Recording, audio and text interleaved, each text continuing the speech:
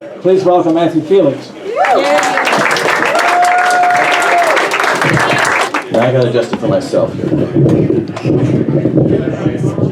Let's see, testing. I think that's good.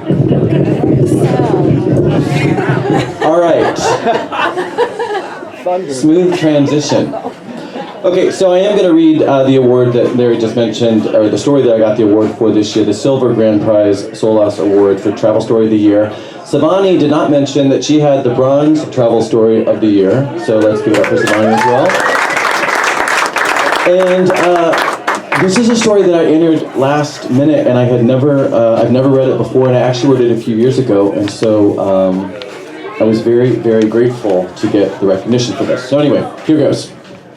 Between an almost obsessive insistence on traveling light and a general aversion to accumulating things, I hardly ever bring back mementos from the road. That's what made my attraction to the pomegranates all the more peculiar. There were several of them, each in an irresistible flaming red that called to mind the poppy's licentious crimson.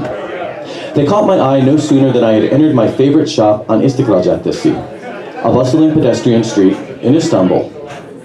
The pomegranates were the work of a contemporary artist, and again my gaze was drawn back to them. Perhaps it was that striking color. Maybe the recollection of the pomegranate's divinely sweet nectar had set my taste buds aflame. Or it might have been the way the shiny enamel brought to life a fruit with such a glorious history. Whatever it was, I wanted one. But what was I going to do with it? I was only 2 months into a 6-month trip to more than a dozen countries. How could I justify carrying around an object that was relatively heavy, somewhat fragile, and served no other purpose than to look pretty? Despite the insistence I felt coming from somewhere deep inside, I just couldn't convince myself it made any sense. I left the store empty-handed. A couple of weeks later, it occurred to me that a book I'd seen in the shop on Istiklal Caddesi would make a perfect gift for one of my Turkish friends. I headed to the store, happy for a pretext to return. The book, after all, was only half the reason I was excited. Once at the store, I made a beeline for the pomegranates. Taking into my hands the impeccable rendering of the illustrious fruit, I savored the feel of its cool surface, my fingertips gliding over the smooth enamel. As though contemplating a potential lover I couldn't risk letting get away a second time, everything in my being, except for reason, resolutely opened up to it, as if taking a cue from the blossom that crowned it.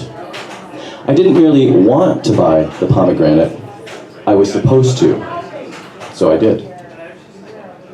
After an inspiring, productive month, I boarded a plane for the other end of the Mediterranean, sorry to leave Istanbul behind. I had come to Europe with the intention of finishing my first novel, and that proved to be my sole obsession for my entire month in Barcelona. When the time came to say goodbye to the Ciutat Comtal, I was struck by a sense of missed opportunity.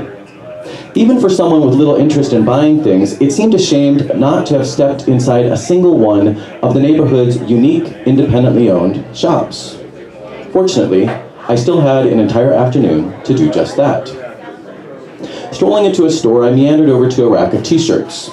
Lackadaisically flipping through one, then another, I felt an unexpected surge of delight, as though I'd stuck my finger into a socket. I loved it right away. As iconic as baguettes and berets. Depending on the country, commonly referred to as two horses, ugly duckling, or flying dustbin.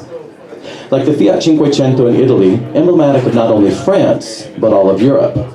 Indeed, if a movie took place in France in the 70s or 80s, a Citroën 2CV was guaranteed to make a cameo, if not have a starring role. Unlike my struggle with the pomegranate, this time around, there was no need for debate. The t-shirt was mine.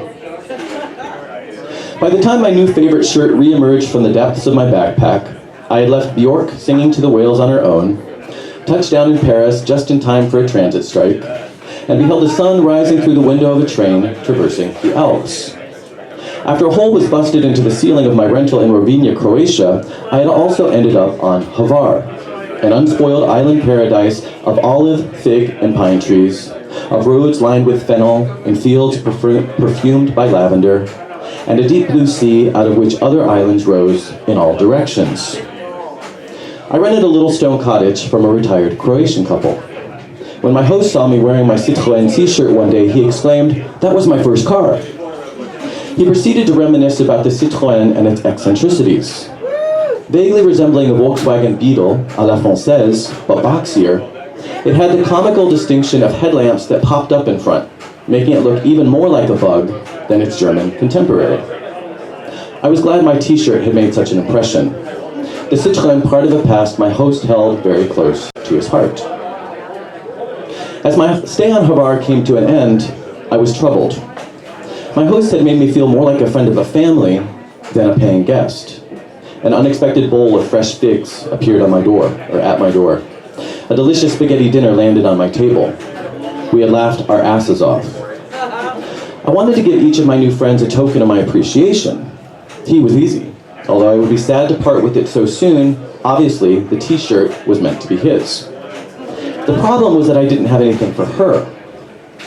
My final night in the cottage, I was forced to face the truth. If I didn't have anything for her, I couldn't give anything to him. Then came a knock at the door. I opened it to discover my host standing in the darkness, holding a plate of 3 crepes. I may not have had a parting gift for his wife, but she had one for me. "What kind are they?" I asked. "I'm not sure how to say it in English," he said, stroking his beard. "It's a big red fruit. Pomegranate," I exclaimed. No way! I was stunned. Not only had my host given me the best crepes I'd ever tasted in my life, they had also just handed me the last-minute answer to my conundrum. The pomegranate from Istanbul. An object I had worked so hard to resist, but eventually had to concede, feeling unquestionably compelled to buy. Now I knew why. Just like the only other souvenir I'd acquired on my travels, it wasn't for me. The next morning, before his wife opened her gift, I asked my host to tell her, "Remember last night?" No sooner had she ripped open the present than she let out a joyful cry, like someone doubting how a magician has just pulled a rabbit from his hat. Her disbelief, though great, was nothing compared to my own. Each link in the peculiar chain of events was not only improbable in and of itself, but ostensibly unrelated to the others. Isolated occurrences months apart in countries scattered from one end of the Mediterranean to the other. I rarely make purchases. Why the pomegranate when I had already decided against it? Why had I been compelled to spend my last hours in Barcelona exploring shops I'd ignored for a month, only to immediately find a t-shirt I had to have? What were the chances of a hole in my ceiling catapulting me to an island 350 miles away I had no plans to visit? Most importantly, how could I explain the mind-boggling twist of fate in the final moments of my stay that had brought everything together on a plate of crepes? The answer was simple. I couldn't. Thank you.